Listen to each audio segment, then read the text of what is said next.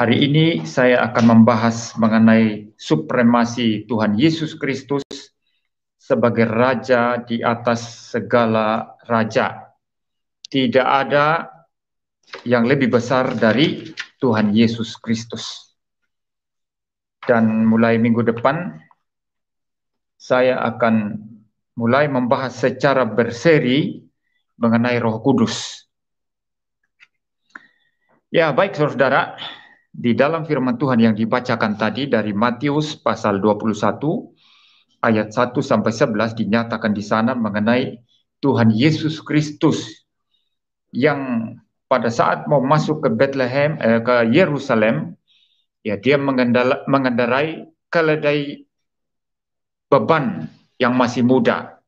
Lalu orang berseru-seru Hosana, ya. Itu dikatakan di dalam ayatnya yang ke-9,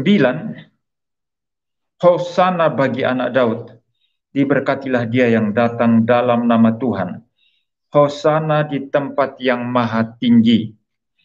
Jadi saudara, apa yang ditulis oleh Matius di situ adalah merupakan kutipan sebetulnya dari Sakaria 9 ayat 9, ya, Sakaria 9 ayat yang ke-9, khusus mengenai Yesus Kristus atau Raja Mesias yang akan datang itu, yang mengendarai keledai beban yang masih muda.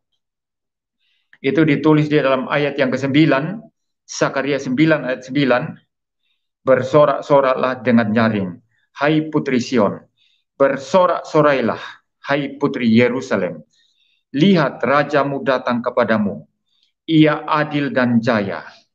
Ia lemah lembut dan mengendarai seekor keledai beban yang muda. Jadi apa yang terjadi dalam pembacaan Injil Matius tadi adalah untuk menggenapi nubuatan daripada Nabi Sakaria di sini, saudara.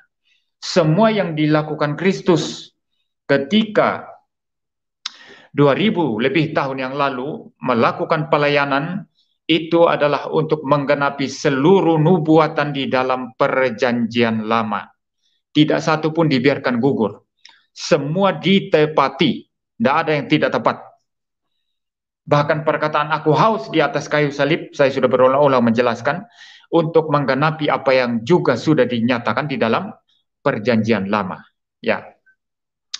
Nah, sebelum saya membahas mengenai Kristus Raja Mesias ini, sebagaimana yang sudah dibaca dalam bagian-bagian firman Tuhan tadi, saya ingin terlebih dahulu menjelaskan mengenai kerajaan Allah secara singkat saja, yang kita harus pahami dalam tiga aspek, tiga sisi. Pertama dari aspek ontologis.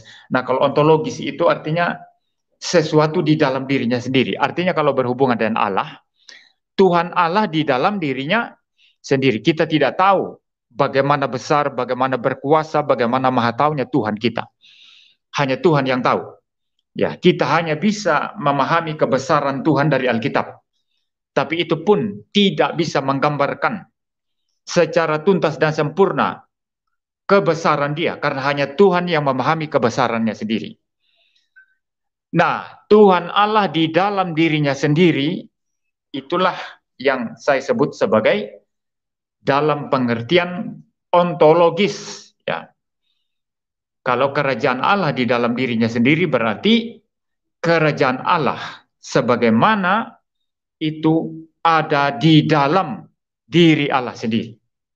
Itu yang pertama. Yang kedua, kerajaan Allah dari sudut pandang penciptaan. Semua ini diciptakan oleh Tuhan. Tidak ada satu pun diciptakan oleh Tuhan. Ada orang yang berkata, virus corona itu siapa yang menciptakan? Saya bilang Tuhan yang menciptakan. Tetapi sebelum manusia jatuh dalam dosa, tidak ada virus jahat. Semua baik. Tidak ada bakteri yang merugikan. Semua baik. Tapi munculnya virus jahat, bakteri, segala macam yang membuat orang sakit, itu ada setelah manusia jatuh dalam dosa. Dan sangat mungkin virus-virus itu mungkin bermutasi atau seperti apa ya. Itu bisa diteliti dari sains ya. Tetapi yang jelas semua diciptakan Tuhan. Tidak ada yang tidak diciptakan Tuhan. Setan itu juga ciptaan Tuhan, tetapi dulu waktu Tuhan ciptakan adalah malaikat yang baik. Karena Tuhan tidak menciptakan kejahatan. Ya, dia adalah malaikat yang baik. Timbul kesombongan. Aku ingin sama dengan yang maha tinggi. Maka Tuhan memecahkan setan dan seluruh malaikat pengikutnya dari sorga. Ya, jadi karena segala sesuatu diciptakan oleh Tuhan, tidak ada yang tidak diciptakan, maka semua harus takluk kepada Dia. Dialah satu-satunya raja.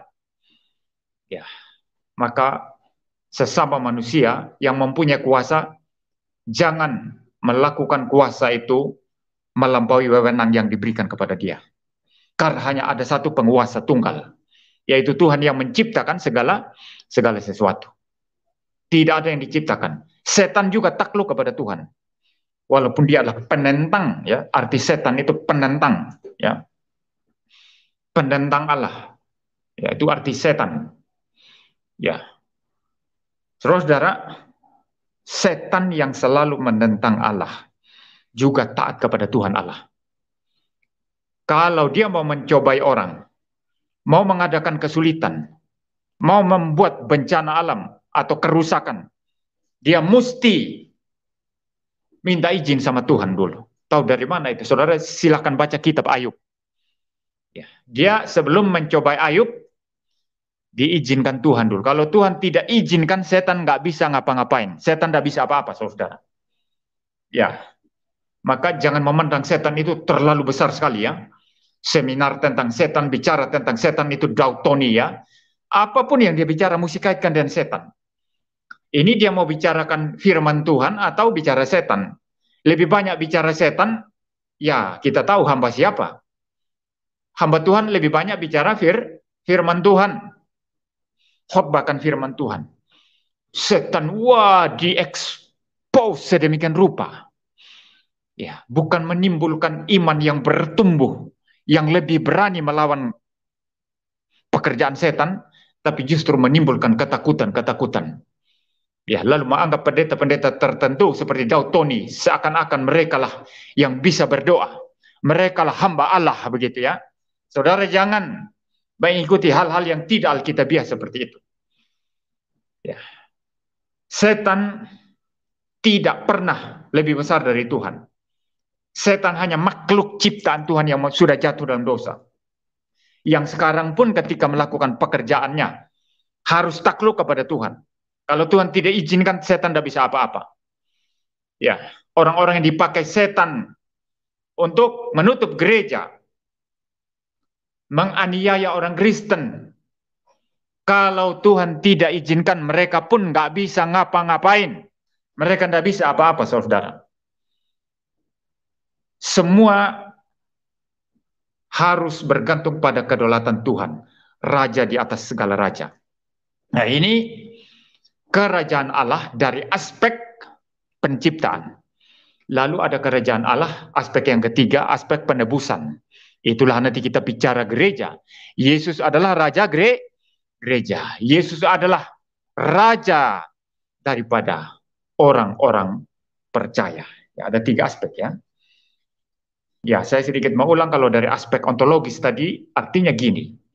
Walaupun Tuhan tidak menciptakan manusia, tidak menciptakan malaikat, seandainya Tuhan tidak menciptakan semua itu, tanpa makhluk, tanpa ruang dan waktu, tanpa wilayah, dia tetaplah raja. Kenapa? Karena memang di dalam dirinya ada keagungan, kemuliaan raja. Ini kerajaan Allah dalam pengertian ontologis. Maka ketika kita memandang Tuhan itu, kita memandang dia, memang di dalam dirinya dia raja. Ya, di dalam dirinya adalah raja. Itu dalam sejarah Cina, saudara, itu katanya, itu kalau saya tidak salah pendeta Stephen Tong yang pernah bicara begitu, kalau satu kerajaan menaklukkan kerajaan lain, lalu kemudian ditawan, banyak orang ditawan, lalu kerajaan yang menang ini tidak tahu rajanya yang mana. Nggak usah tanya-tanya. Adakan pesta makan aja. Bikin pesta makan, rakyat biasa itu pasti makannya. Wah, itu pasti cepat ya, lahap. Tapi kalau raja mempunyai sopan santun makannya, ya dia tidak sembarangan dalam hal makan. Maka nanti kalau lihat cara makannya itu sopan ya, cara makan bangsawan, nah inilah rajanya. Seperti itu saudara. Itu berarti apa? Orang itu memang mempunyai kualifikasi sebagai bangsawan. Kalau orang yang hanya ingat perut sendiri, apa-apa untuk kepentingan sendiri, semua untuk sendiri, perut sendiri, anak sendiri, istri sendiri, semua sendiri, gereja sendiri termasuk. Ini mental-mental orang biasa kebanyakan, bukan mental bangsawan. Ya, tapi kalau seorang pendeta peduli dengan pengajaran kekristenan secara keseluruhan, tidak peduli kamu Katolik, Pentakosta, Karismatik, kalau ajarannya salah, mari kita luruskan supaya gereja boleh kembali kepada iman yang sejati. Nah, ini baru mentalnya bangsawan. Ya. Nah, saudara, Tuhan kita di dalam dirinya sendiri punya keagungan, kemuliaan, segala hal yang mulia dan agung dan tinggi dan luhur ada di dalam diri Tuhan. Maka dengan demikian, tanpa wilayah, tanpa mencipta malaikat, tanpa mencipta manusia, dia adalah raja. Allah Tritunggal adalah raja. Sang Firman, Logos, yaitu Yesus Kristus, adalah raja. Itu pengertian ontologis. Sudah jelas ya pengertian ontologis dari sudut pandang penciptaan dan dari sudut pandang penebusan. Yang kita fokus hari ini dari sudut pandang penebusan. Sebagaimana berkaitan dengan ayat-ayat firman Tuhan yang sudah dibacakan tadi. Nah, saudara, Raja Mesias yang dijanjikan itu ternyata sama sekali berbeda dari raja-raja yang lain. Kalau zaman dulu Israel, zaman Samuel, dipimpin Tuhan melalui Nabi Samuel. Mereka lihat Nabi. Nabi kok tidak gagah ya? Ya samalah pendeta sekarang ya. Kurang gagah kalau pendeta gitu kan. Saya dulu sebelum menyerahkan diri, sudah ada beban sangat kuat dalam hati untuk berhenti dari pekerjaan, serahkan diri jadi hamba Tuhan. Tapi saya pikir saudara, jadi pendeta itu kayak kok gak jantan ya. Saya kan suka musik rock dulu kan, panjangkan rambut, pakai kaos oblong, pakai celana jeans, pakai sepatu yang agak tinggi itu, dan jing jing jing jing jing jing, wah itu gagah ya. Sambil ditonton orang-orang joget-joget di bawah kan bagus ya. Kelihatan gagah kan.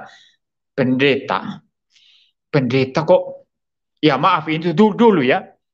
Pendeta kok kayak kebanci-bancian. Gagahnya di mana si pendeta itu? Tidak cocok. Nah maka itu tidak cocok dengan diri saya ya saat itu.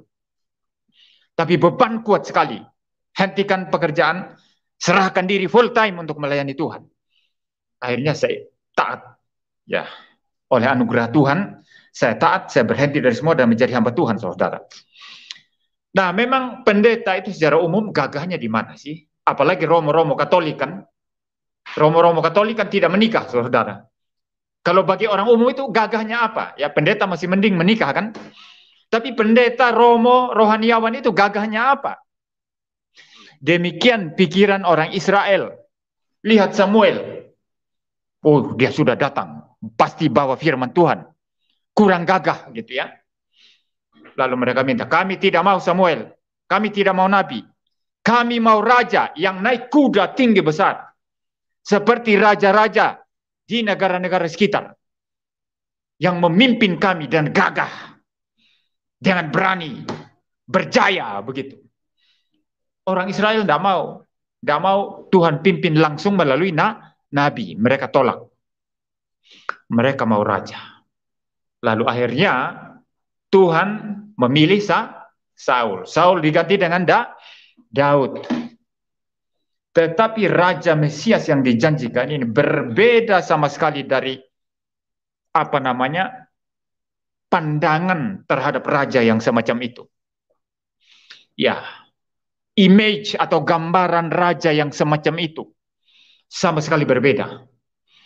Karena Yesus bukanlah yang suka naik kuda yang besar, yang gagah, yang suka berpenampilan gagah. Kalau saudara membaca kitab Yesaya, di sana dikatakan rupa pun semarak pun tidak ada. Itu artinya apa? Memang dalam tampilan fisik biasa saja, bukan siapa-siapa, tidak gagah. Ya, waktu dia datang dalam kemesiasannya 2000 lebih tahun yang lalu. Dan memang itu sungguh-sungguh terjadi, bahkan rumah pun tidak ada. Ya. Burung punya sarang. Serigala punya liang. Anak manusia tempat meletakkan kepala saja tidak ada. Jadi ada kegagahan, ada sesuatu yang hebat, tidak ada. Ada kejayaan, tidak ada. Secara fisikal. Secara fisik tidak ada, saudara. Beda sekali, datang naik keledai beban yang masih muda. Keledai itu, saudara, tidak cocok untuk seorang raja. Keledai itu untuk pedagang, itu untuk jualan itu. Tapi untuk gagah-gagahan itu tidak boleh, harus kuda. Mana lebih gagah, keledai atau kuda? Kuda, saudara. Kalau mau perang itu tidak ada orang ngenderai keledai. Itu jalannya lebih lambat itu. Harus kuda yang gagah. Tapi Raja Mesias ini justru pakai keledai untuk menunjukkan bahwa dia adalah raja yang lemah lembut dan rendah hati, bukan seperti raja-raja pada umumnya. Sebelum saya lanjut menjelaskan ini, saudara, saya ingin sedikit cerita tentang Stalin. Ya, saya kira sudah berulang-ulang saya bicara Stalin, tapi Stalin ini adalah contoh yang sangat bagus untuk menunjukkan bagaimana raja-raja penguasa dunia ini sebetulnya. Ya, Stalin adalah pemimpin Rusia yang menjadikan Rusia itu sebagai negara komunis. Dia adalah orang kejam luar biasa. Arti kata Stalin itu adalah baja. Mengapa dia dikasih nama baja atau Stalin? Karena kemauannya begitu keras. Sulit untuk ditaklukkan. Itu Stalin. Baja. Saudara-saudara, suatu saat Stalin berdiri di hadapan anak buahnya. Dia bilang, kalian tahu tidak caranya memerintah orang? Caranya menguasai orang. Sini, saya ajari kamu. Lalu dia ambil seekor ayam. Ayam itu di hadapan pengikut-pengikutnya dicabuti bulu-bulunya. Dicabut satu persatu bulu-bulunya sampai hampir gundul. Ayam itu ketakutan, kedinginan karena bulu-bulunya sudah dicabut. Lalu kemudian dia taruh ayam itu di lantai. Lalu dia ambil roti. Lalu dia berjalan keliling sambil memberikan remah-remah roti ayam itu. Ayam itu yang sudah kedinginan, ketakutan karena digunduli bulu-bulunya, mengikuti Stalin. Sambil ketakutan tapi tetap sambil ikut Stalin makan remah-remah roti. Stalin berkata, inilah caranya memerintah orang. Kalau kamu tidak tahu, beri dia kesulitan. Beri rakyat itu kesulitan. Kalau dia enak-enak, beri kesulitan. Setelah dia susah, beri dia sedikit makanan atau sedikit pakan. Dia akan menjadi pengikut setiamu seumur hidup. Wah, ini bajingan sekali ini. Cara berpolitik yang seperti ini bajingan sekali. Artinya apa? Seorang penguasa sengaja menimbulkan penderitaan, ya, kesulitan. Setelah rakyat susah, dia kasih sedikit uang. Rakyat percaya kepada dia lalu mengikuti dia. Ini cara yang paling menjijikan dalam hal berkuasa atau memerintah. Dan banyak politisi pakai cara ini, saudara. Banyak politisi pakai kayak gini. Dan itu adalah bajingan-bajingan. Mereka mungkin raja, bangsawan, orang hebat.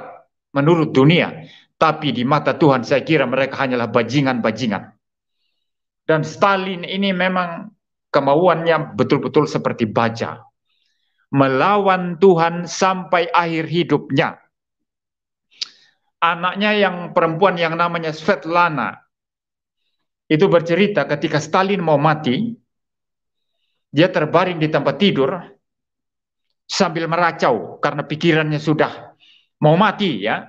Jadi dari mulutnya ini hanya ceracauan-ceracauan yang keluar, kata-kata yang sudah tidak teratur. Tiba-tiba dia mata melotot, mengerikan. Dia bangkit, berusaha bangkit. Lalu dia kepalkan tangannya ke atas sekali lagi. Lalu dia jatuh tertidur kembali, lalu mati. Apa maksudnya itu? Berjuang sekali lagi begini. Mau lawan Tuhan. Sampai mati, tidak mau Tuhan. Saudara, itu Stalin. Nah, apa yang kita lihat pada Yesus Kristus sama sekali berbeda dari imaji atau image seperti ini. Gambaran raja yang semacam ini, saudara, sama sekali berbeda. Raja Mesias itu dikatakan apa? Dia adalah raja yang adil. Di dalam Sakaria pasal yang ke-9 tadi dikatakan, bersorak-soralah dengan nyaring, hai putri Sion. Bersorak-sorailah, hai putri Yerusalem. Lihat rajamu datang kepadamu. Ia adil dan jaya. Ia adil, saudara, dan jaya. Istilah jaya di sana dalam terjemahan versi New King James dikatakan sebagai having salvation, ya. Having salvation, ya. Kalau diterjemahkan secara lurus yaitu memiliki keselamatan, ya. Itu mungkin untuk menunjukkan bahwa dia adalah raja yang memiliki keselamatan di dalam dirinya sendiri. Di mana kita semua harus berharap, bersandar kepada dia jikalau mau selamat, ya. Nah, saudara-saudara, dia adalah raja yang adil. Raja yang adil itu adalah raja yang betul-betul bertindak berdasarkan prinsip-prinsip keadilan. Tidak boleh lebih, tidak boleh kurang. Keadilan model dunia ini, saudara, apalagi model komunis itu bukan keadilan, ya. Kalau komunis bilang apa? Sama rata, sama rasa. Ini bukan adil, saudara. Itu prinsip paling bodoh menurut saya. Paling konyol itu, sama rata, sama rasa. Saudara jangan pakai prinsip itu ya sebagai orang Kristen. Itu bukan prinsip Kristen, itu sama rasa, sama rata. Ya. Kalau sama rata, sama rasa. Saya sekarang mau memberi makan misalnya. Bakso satu porsi begini. Ya, orang tua ya mana bisa ya. Anak kecil satu porsi begini. Habis enggak? Nggak mungkin anak kecil dikasih satu porsi begini. Orang muda satu porsi begini, mungkin dia habis. Tapi yang tua, yang muda nggak mungkin habis. Ini bukan sama rata, ini yang namanya sama rata, sama rasa. Tapi itu bukan keadilan, saudara. Keadilan itu apa? Memberi kepada seseorang sesuai dengan haknya, bahkan sesuai dengan naturnya. Ya, kalau dia masih anak kecil, beri porsi sebagai anak kecil. Kalau dia orang muda, beri porsi sebagai anak muda. Alkitab berkata kepada kita, hormatilah mereka yang patut mendapat hormat. Itu keadilan, itu prinsip keadilan. Itu jelas prinsip keadilan. Seorang penatua yang melayani dengan sungguh-sungguh, hargai dia 2 kali lipat, kata Paulus. Ya, hargai dia 2 kali lipat. Artinya dia bekerja keras untuk pelayanan, hargai dia 2 kali lipat, katanya. Itu berarti apa, saudara? Keadilan, saudara. Seorang yang bekerja keras patut mendapat upah sesuai dengan kerja kerasnya. Seorang yang malas-malasan patut juga mendapat upah secara malas-malasan sesuai dengan kemalasannya. Itu keadilan. Itu keadilan, saudara. Maka adil itu memberikan kepada orang sesuai haknya masing-masing, sesuai porsinya masing-masing, sesuai naturnya masing-masing. Itu keadilan, saudara. Bukan sama rata sama rasa. Ya, bukan sama rata sama rasa. Jelas ya? Nah, maka saudara, satu desa misalnya ya, potensi penghasilan sumber daya alamnya itu kecil sekali. Minta kepada pemerintah, perbaiki jalan kami, seperti desa yang sana.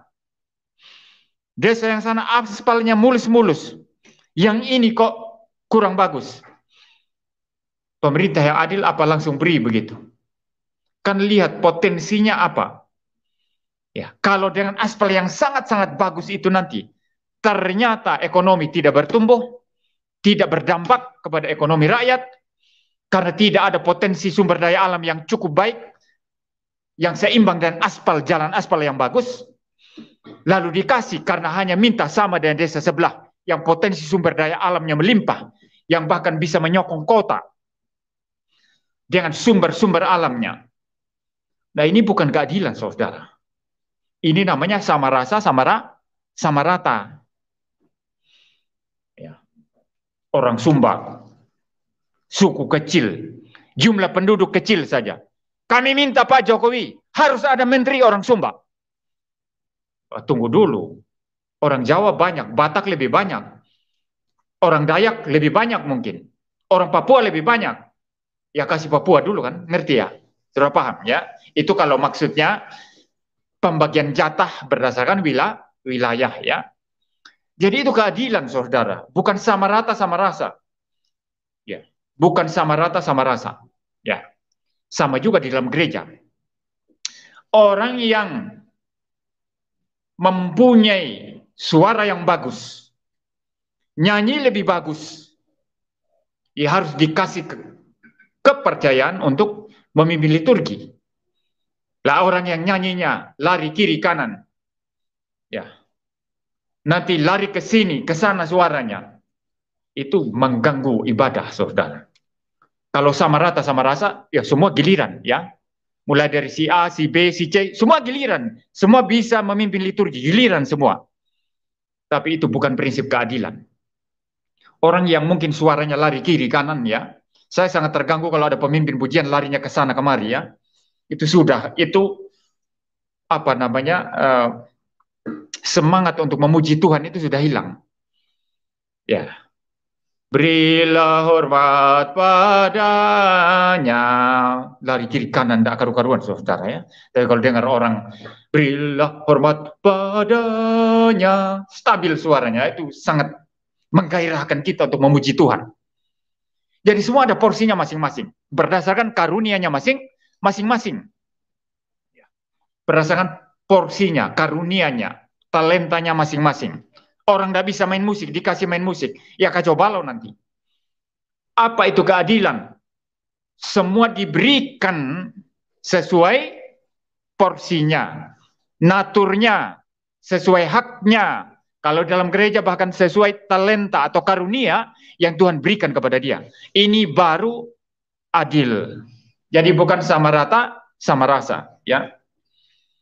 Tetapi menurut saya, bahkan prinsip sama rata sama rasa saja, yang merupakan prinsip komunis, itu pun penguasa-penguasa dunia ini sulit wujudkan.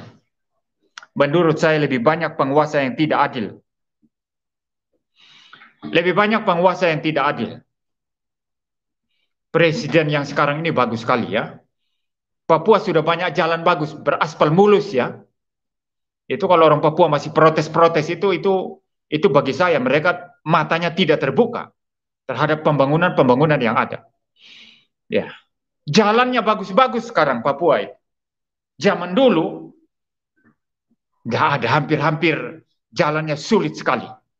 Mau ke mana-mana itu mesti naik pesawat kuno yang kecil-kecil itu. Ya, belum lagi nanti kalau diganggu oleh gerombolan pengacau keamanan. Ya. Maka saudara,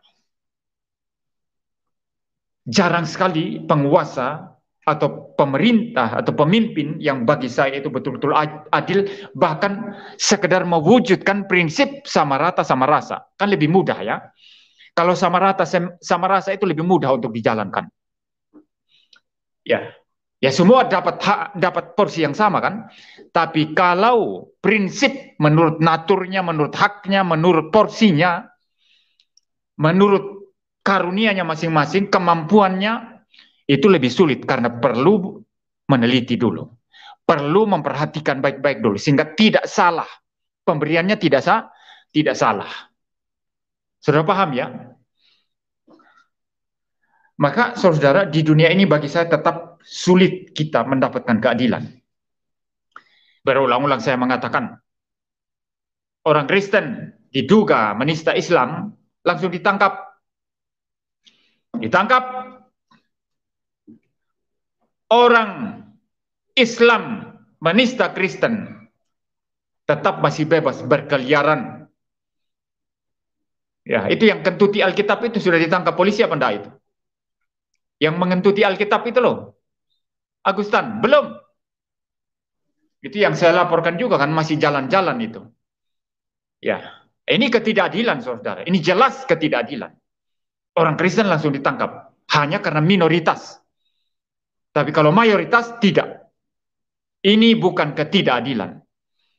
Memang mewujudkan keadilan di dunia ini sangat-sangat sulit. Sangat-sangat sulit. Bahkan di dalam gereja saja, mewujudkan keadilan itu sangat-sangat sulit. Masih jatuh bangun, masih perlu belajar. Tapi Raja Mesias itu, Yesus Kristus, dia adalah Raja yang adil. Pemilik keselamatan. Dikatakan dalam versi LAI, lihat rajamu datang kepadamu, ia adil dan jaya. Dia pemilik keselamatan, yang memiliki keselamatan. Lalu kemudian ia lemah lembut dan mengendarai seekor keledai beban yang mudah. Ini merujuk kepada satu kerendahan hati yang luar biasa. Kelemah lembutan yang luar biasa. Dan Yesus adalah Raja yang seperti itu. Saudara, lemah lembut tidak berarti tidak mempunyai semangat, ya, atau suka menunduk-nunduk, ya, suka apa namanya, ya, pokoknya selalu senyum, menunduk-nunduk, ya, selalu inje begitu ya. Bukan itu ya, saudara ya. Nggak tentu orang yang seperti itu adalah orang yang lemah lembut. Mungkin hatinya di dalam keras. Ya, kalau sesuatu yang biasa atau apalagi menguntungkan dia mungkin inje begitu. Tapi nanti sesuatu yang mungkin bisa merugikan dia, tapi itu kebenaran, tapi merugikan dia, mungkin hatinya sangat keras. Ya, ini bukan orang lemah lembut, saudara. Saya tidak tertipu dengan ini ya, dengan sesuatu yang lahiriah di luar ya. Ya, mungkin ada orang perkataannya lebih kasar. Ya, karena memang karakternya seperti itu. Tapi nanti lihat orang susah, air matanya menetes. Nah, ini orang hatinya lebih lembut daripada inje Pak, inje Bu gitu ya. Tapi lihat orang susah, susah dia sekarang, rasain lu sekarang. Beda saudara, ini bukan orang lemah lembut, justru hatinya sangat keras sebetulnya. Tapi yang nampak di luar seperti, wah, seperti buah kedondong kan. Buah dondong itu kan halus ya, halus kan permukaannya, tapi dalamnya itu menusuk-nusuk. Mendingkan duren ya, duren luarnya itu tajam kan, tapi dalamnya enak dimakan bagi yang suka. Kalau saya tidak suka duren, itu enak sekali katanya. Itu yang suka duren itu, waduh, enak sekali katanya. Ya, jadi ada orang seperti duren, ya, ada orang seperti kedondong. Ya, pilih mana saudara? Tapi yang benar dalamnya dan luarnya harus seimbang, ya saudara ya. Nah, saudara, Yesus Kristus sebagai Raja yang lemah lembut, yang rendah hati, naik pun keledai beban yang masih muda, bukan kuda yang gagah. Pernah marah saudara, menjungkir balikan meja penukar uang di bait Allah. Karena orang-orang berjudi dan menghina kemuliaan Allah. Itu tempat yang orang beribadah di situ. Tapi orang menjudi di sana, berjudi, berjualan di sana, melakukan kecemaran di sana. Dan Tuhan Yesus marah dan membolak-balikan meja, mengambil tali, bikin pecut lalu memukul mereka semua. Ini kelihatan seperti tidak lemah lembut kan? Ya, lemah lembut tidak identik dengan selalu senyum, tidak pernah marah, tidak pernah berkata keras. Oh, itu bukan lemah lembut itu. Tidak identik dengan itu. Lemah lembut itu hatinya, di dalamnya. Ya, sesuatu yang memang mempunyai kepekaan luar biasa dalam hubungannya dengan Tuhan itu pertama-tama dan terutama, bahwa dia bukanlah siapa-siapa, bahwa dia adalah hanya manusia, hanya hamba saja yang bergantung mutlak kepada Tuhan. Ya, rendah hati di hadapan Tuhan. Dan juga di dalam relasi dengan sesama. Bukan menunduk-nunduk seperti itu tadi. Tapi menghargai, menghormati orang lain, berkata-kata lembut, bersikap lembut, tetapi pada saat yang sama jika dituntut untuk menegakkan kebenaran, dia bisa berkata dengan tegas, tidak. Seperti Tuhan Yesus. Nah, Yesus Kristus adalah Raja yang lemah lembut. Tetapi karena kelemah lembutan dan kerendahan hatinya, jangan engkau mempermain-mainkan dia. Kitab Mazmur berkata, sangat mudah sekali murkanya menyala. Saudara. Dia adalah Raja yang lemah lembut. Ya. Dan lemah lembut ini saya kaitkan dengan kerendahan hati saudara. Saudara lihat, di dalam seluruh pelayanannya, tidak satu kali pun kita melihat Tuhan Yesus menuntut haknya di situ. Nggak ada sekalipun. Kalau memberi diri sepenuhnya untuk melayani, Alkitab katakan itu.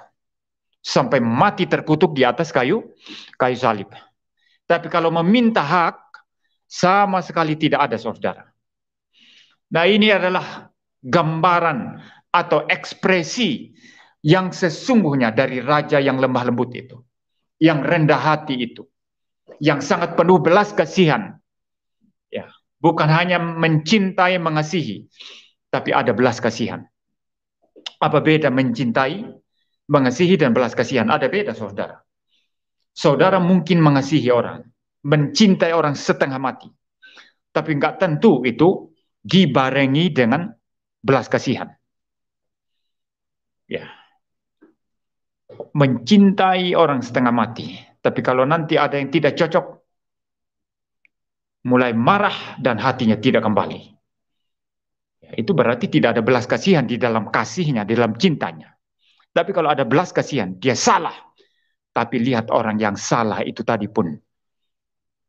Lihat kelemahannya. Lihat bagaimana dia bergumul dalam kesalahannya itu. Timbul belas kasihannya. Lalu dia nangis. Saya tidak perlu marah sama dia. Karena saya tahu itu adalah kelemahan dia. Itu adalah pergumulan dia. Daripada saya marah, lebih baik saya mendoakan. Nah, ini orang yang mempunyai belas kasihan, saudara. Nah, salah satu ciri orang yang tidak mempunyai belas kasihan itu terlihat ketika musuh itu jatuh. Atau ketika lawannya itu melakukan kesalahan. Ketika dia menari-nari, melompat-lompat, ya, dan berkata, rasain lu sekarang. Mati kamu sekarang. Matekon saiki, ya, kalau Jawanya. Ya, matekon saiki. Nah, itu kelihatan sekali, itu tidak ada kelemah lembutan. Ini orang hati keras, ingin menghancurkan orang lain. Saudara. Nah, kelemah lembutan tidak seperti itu. Lihat musuh jatuh. Lihat musuhnya susah sekarang. Orang yang mempunyai kelembutan hati itu dia sudahlah masalah perselisihan, masalah polemik, masalah keributan yang tadi abaikan dulu. Kasihan dia, saya mau doakan dia agar Tuhan tolong dia. Dan kalau dia melakukan kesalahan, biarlah dia bertobat kembali kepada jalan yang benar. Seandainya mungkin, saya akan kunjungi dia untuk membantu dia. Nah, ini baru kelemah lembutan, saudara. Dan Yesus punya kualifikasi ini dengan cara yang paling tuntas, paling sempurna. Dan itu dinyatakan di atas kayu salib. Orang maki-maki, mengejek, gantung Yesus, bunuh Yesus. Tapi di atas kayu salib dia berkata apa? Bapa, ampunilah mereka, karena mereka tidak tahu apa yang mereka lakukan. Apa yang mereka perbuat. Nah, ini kualifikasi kelemah lembutan, kerendahan hati yang luar biasa. Maka kasih harus ada kelemah lembutan. Ada hati yang lembut. Ada kerendahan hati. Ada penerimaan akan orang lain, walaupun orang itu mungkin orang susah. Yang mungkin selalu menyulitkan kita. Mungkin kita tidak bisa bersahabat. Ya, kita tidak dituntut bersahabat dengan semua orang. Tetapi sikap hati kita dituntut untuk selalu mengasihi, selalu mengampuni. Menunjukkan belas kasihan. Belas kasihan itu satu elemen yang penting juga di dalam kasih. Selain kelemah lembutan. Mercy, ya. Mercy itu belas kasihan kepada orang lain. Termasuk kepadamu, kepada musuh. Maka saudara, Yesus mempunyai kualifikasi ini dengan cara yang begitu sempurna.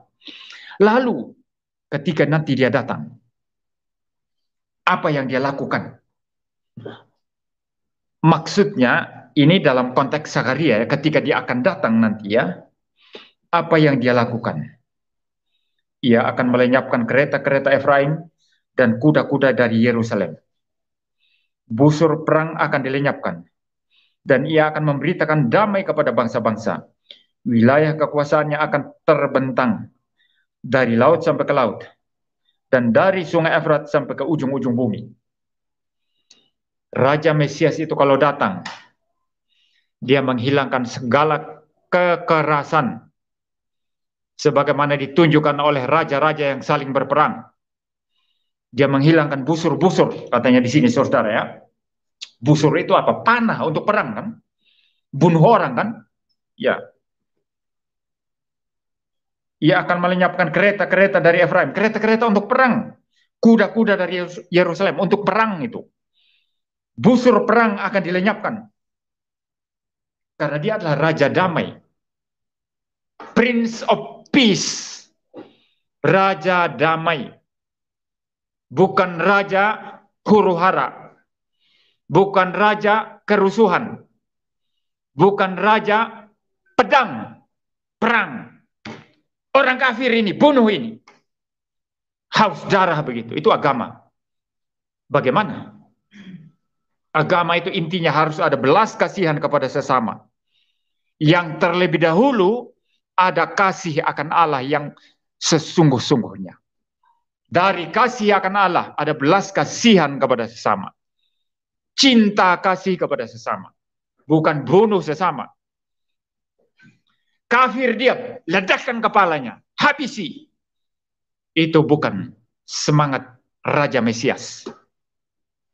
Raja Mesias tidak pakai busur panah, tidak pakai senapan, tidak pakai pistol, tidak pakai meriam, bom atom, nuklir.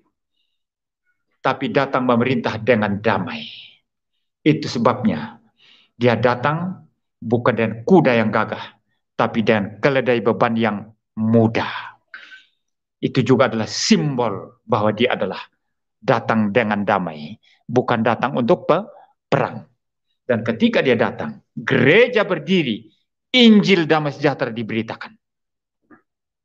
Pengaruh Injil ini sangat besar sekali dalam peradaban manusia, khusus sejak tahun Masehi, era Masehi.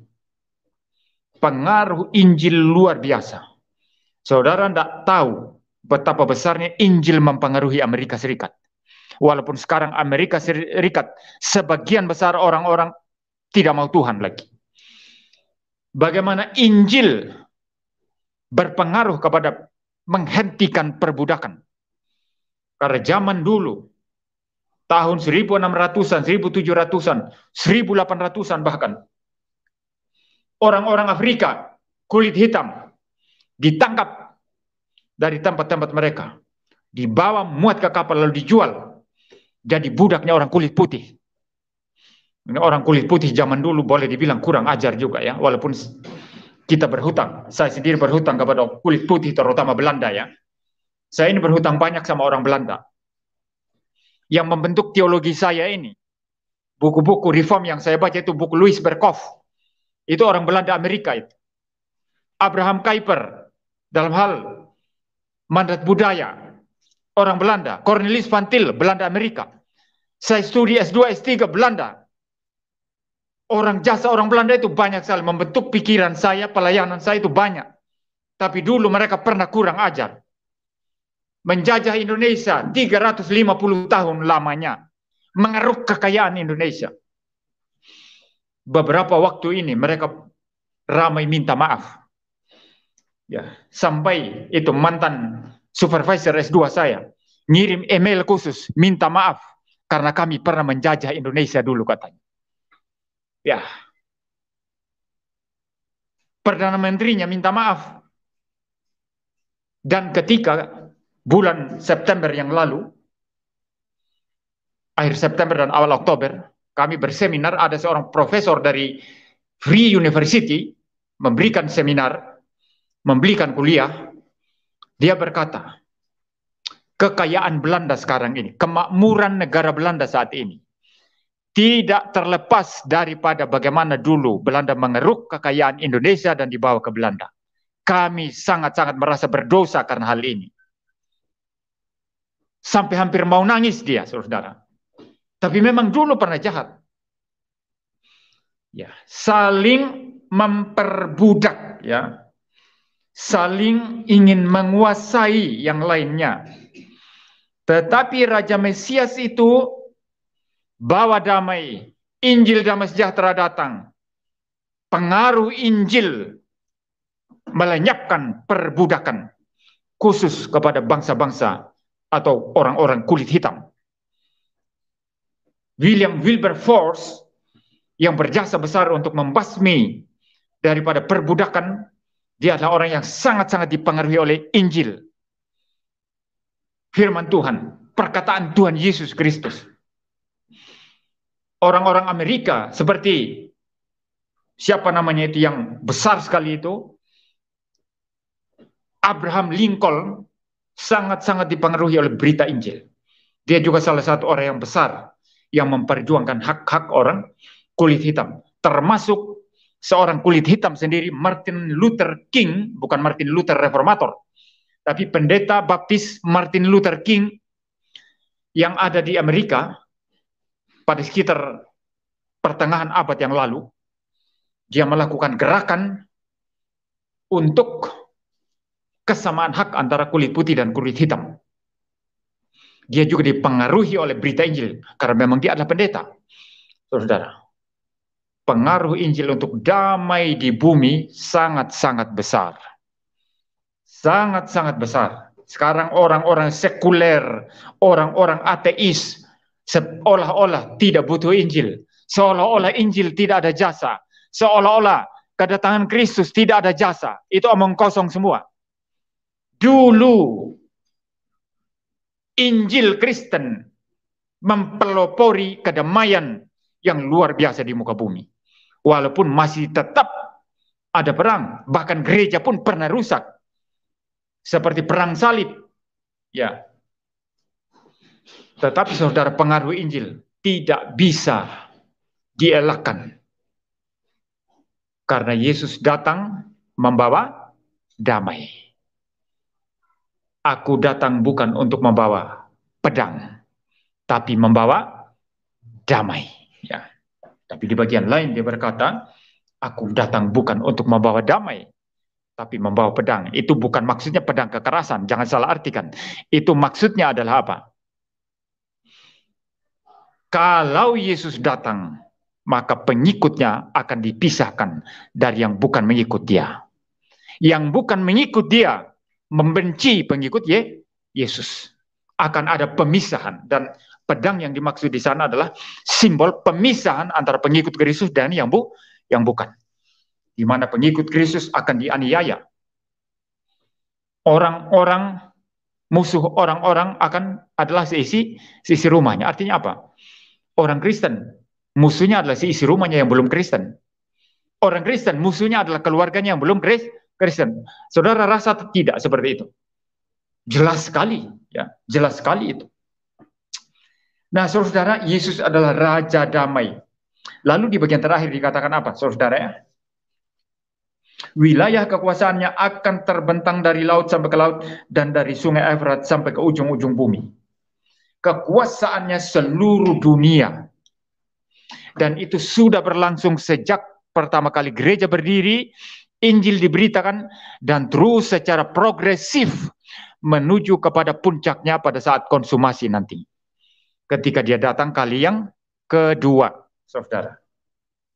Maka di bumi ini akan ada damai secara sempurna. Dosa dienyahkan. Orang-orang durhaka bersama-sama setan dan malaikat-malaikat durhaka akan disingkirkan. Bagian mereka adalah neraka yang kekal.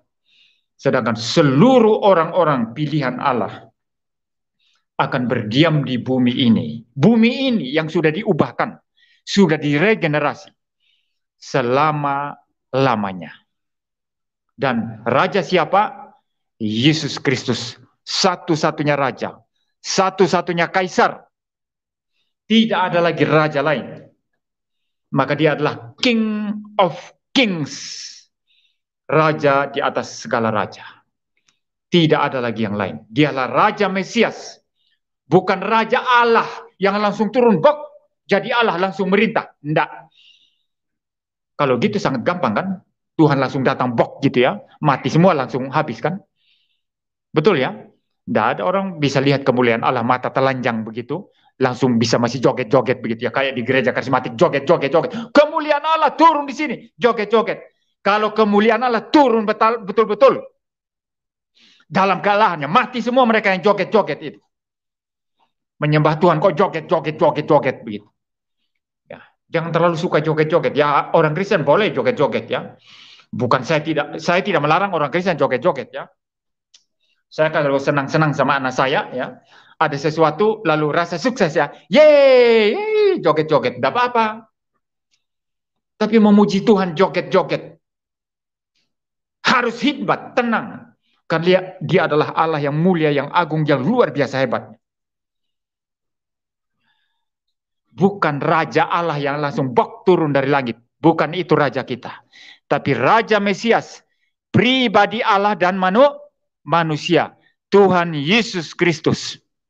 Kita akan melihat dia dalam kemanusiaannya yang luar biasa mulianya. Sama seperti dia naik terangkat ke sorga pada 2000 lebih tahun yang lalu.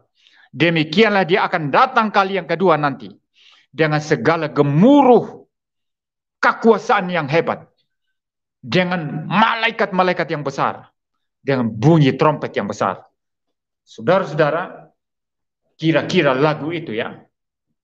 Kalau bunyi sangkakala, sedikit, bukan banyak, sedikit sekali, mungkin hanya saupil kata orang Jawa ya, menggambarkan bagaimana kemuliaan kedatangan Kristus yang kedua. Padahal kita dengar lagu itu dengan musik yang penuh, ada trompetnya, ada pianonya, ada organnya, ada biolanya, dan orkestra yang besar.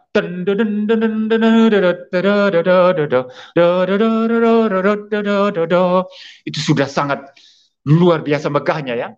Sangat megah. Tapi hanya saupil itu menggambarkan. Jauh lebih megah nanti. Dia datang. Dia adalah Raja Allah manusia. Dia adalah pribadi Allah dan manusia. Saudara, itulah Raja Mesias. King of Kings. Siapa tidak menyembah dia akan rugi besar dan akan mengalami kerugian yang sangat besar. Siapa percaya kepada dia akan mengalami keuntungan yang sangat-sangat besar, yang tidak terhitung, tidak terkira. Biarlah kita pulang dan memuliakan Kristus sebagai Raja. Total dalam kehidupan kita. Jangan hitung-hitung kalau sama Tuhan. Tadi lagu sekolah minggu saya protes, ya. Bunyinya akan begini, ya. Lagu persembahan sekolah minggu. Persembahan kami sedikit adanya atau sedikit sajalah, kan itu aslinya, ya. Tapi tadi diubah, ya. Persembahan kami ini yang terbaik. Saya bilang saya protes. No, jangan. Kalau memuji Tuhan harus merendahkan diri. Betul itu, sedikit saja yang kita beri. Di mata Tuhan yang engkau beri itu sedikit saja itu. Tapi kalau khotbah, tidak boleh bilang sedikit saja. Beri yang terbaik untuk Tuhan. Beri yang banyak untuk Tuhan. Beri yang terbaik untuk Tuhan. Pikiran terbaik. Emosi terbaik. Kehendak yang kuat yang terbaik yang kita punya. Untuk mensukseskan pelayanan Tuhan. Dalam mengerjakan pelayanan Tuhan. Beri yang terbaik untuk Tuhan. Nah, ini baru beres. Tapi kalau doa, Tuhan inilah yang terbaik yang saya berikan. Kesombongan itu menurut saya. Reform teologinya tidak begitu. Kalau menggugah sesama, menggugah diri, harus terbaik untuk Tuhan. Harus yang the best untuk Tuhan. Tapi kalau menghadap Tuhan, harus merendahkan diri.